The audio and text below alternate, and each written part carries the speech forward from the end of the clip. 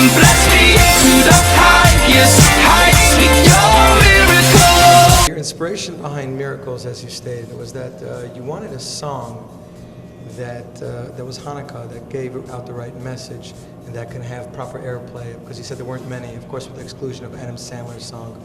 But every song that you put out, people have something that they take away from it, and that's what connects them to the song. What would you say would be the takeaway from this new single, Miracles? Well, in general, I don't really like to prescribe what someone should take away from my music.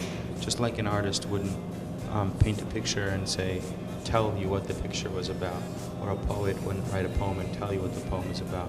The whole idea of art is that the person lets the art resonate inside of them and then comes up with their own interpretation, their own meaning. They basically take their history and who they are in their life, and they connect it with the art and whatever it brings out in them. So I would say I would like to leave the slate blank there and let the music resonate with people on their own terms.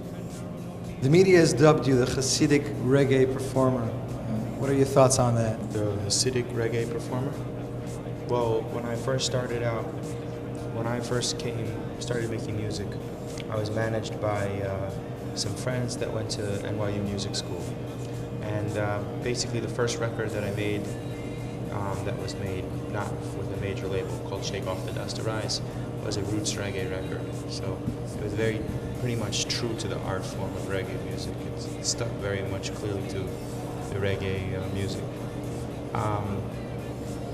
And so I also have become very recently religious, and very much through Chabad.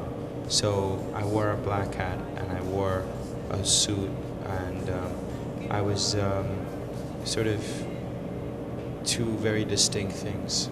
Things were a little more black and white for me at that time, meaning to say that I was officially hassidic, and I was officially making reggae music. So to call me the hassidic reggae musician or whatever actually was very true to what it was.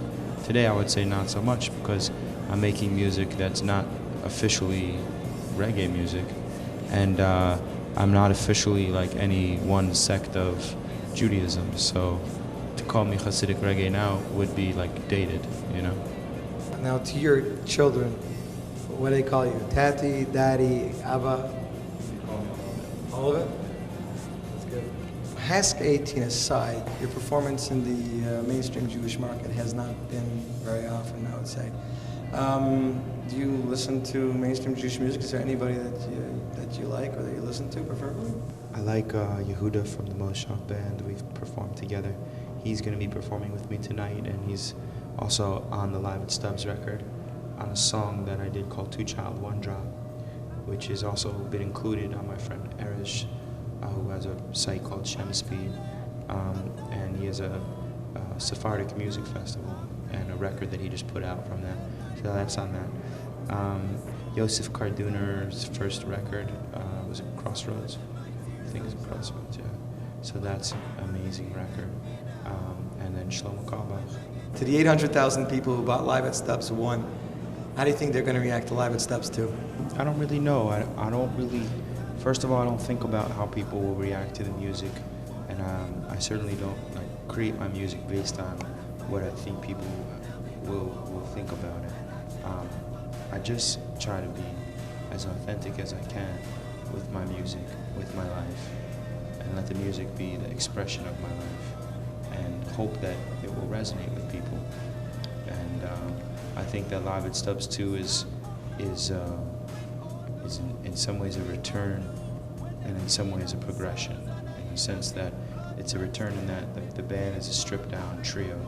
There's a certain core of reggae music to it, and it's a progression in the sense that the music has progressed, and as well as a performer I feel I have too. So, but again, it's a return in terms of the idea that it's a live record, so it has that live energy to it, and I think that's what people initially, one of the things that people initially really connected to was that when you were listening to that record, you felt you were at the concert. You know, you felt the energy of the people, of the crowd, of myself, and I feel that that's really present as well in this record.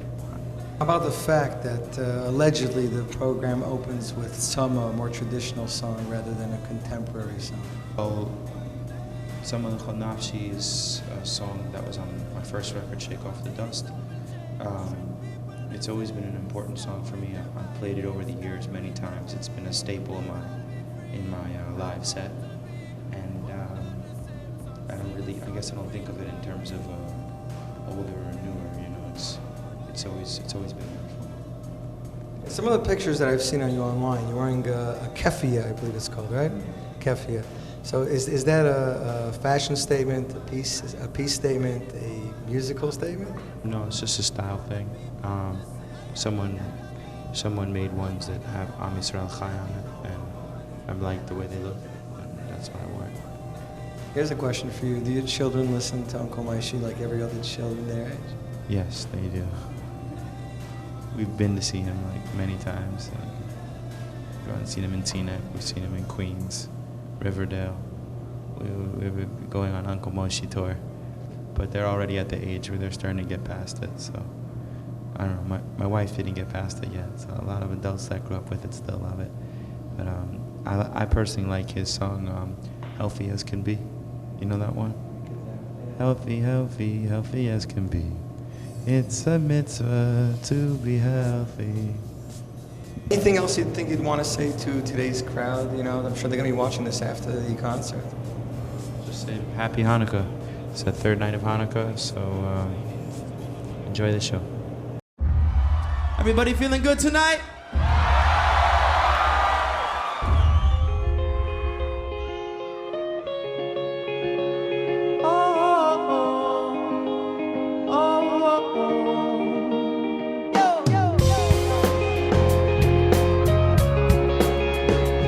First show at Stubbs, that was really what kicked off my career, and it happened on a live record.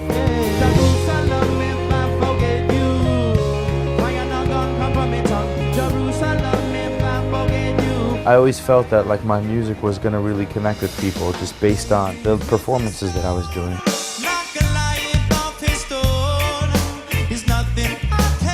It comes back to the live show, because the live show for me is where the magic can really, really happen. But I sing to my being and I sing to my God. Song is a